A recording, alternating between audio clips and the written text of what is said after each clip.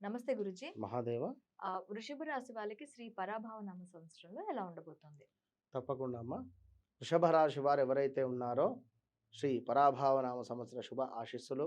మరి వీరికి గడిచిన ఈ 2025 ఆగస్టు నుండి కొంత మార్పులు చేర్పులు ఉద్యోగంలో చెయ్యాలి అనే ఆలోచనలు అనేటువంటివి ఉన్నవి. 2024లో వివాహం కాని వారికి వివాహము, సంతానం కాని వారికి సంతానం ఏర్పడింది.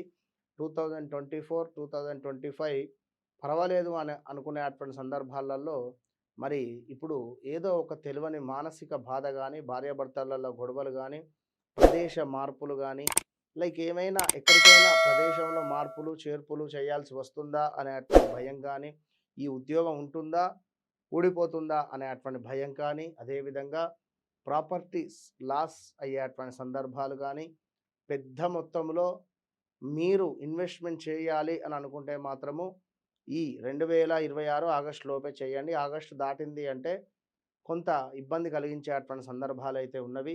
ఆగస్టు కోసం వెయిట్ చేస్తూ ఉండొద్దు. ఆగస్టు లోపే ఇన్వెస్ట్మెంట్ చేసుకొని హ్యాపీగా ఉండండి. అది వృషభ రాశి వారు ఎవరైతే ఉన్నారో కొంత మ్యారిటికల్ లైఫ్లో డిస్టర్బెన్స్ అయితే ఉన్నవి. వివాహం కాని వారికి వివాహ ప్రయత్నం ఖచ్చితంగా చేసుకోండి. తప్పకుండా జరిగే సూచనలు ఉన్నవి.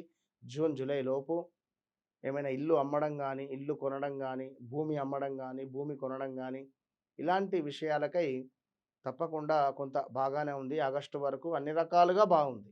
ఓకే. వీరికి ఆగస్టు, సెప్టెంబరు, అక్టోబర్ వరకు కూడా ఏది ముట్టుకున్నా కూడా బంగారము అనే విధంగానే ముందుకు వెళ్ళేటువంటి పరిస్థితి ఉంది కనుక చాలా చక్కగా ఉంది ఈ యొక్క వృషభ రాశి వారికి.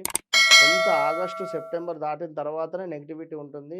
పెద్ద మొత్తంలో డబ్బు ఇన్వెస్ట్మెంట్ కానీ ఎవ్వరిని నమ్మొద్దు. మీకు దగ్గరగా ఎవరైనా వచ్చినా కూడా ఎందుకు ఏమిటి అనేది కూడా క్వశ్చన్స్ వేసుకోండి. జాతకరీత్యా ఏలినాటి శని ప్రారంభం అయ్యేటువంటి ముందు నుంచే ఇది ఒక 10 నెలల నుంచే మనకు ఇబ్బంది అనేటువంటిది సృష్టించడం మొదలు పెడుతుంది. ఓకే. కనుక చాలా జాగ్రత్తగా ఉండండి. Okay. Thank you Guruji. Mahadeva.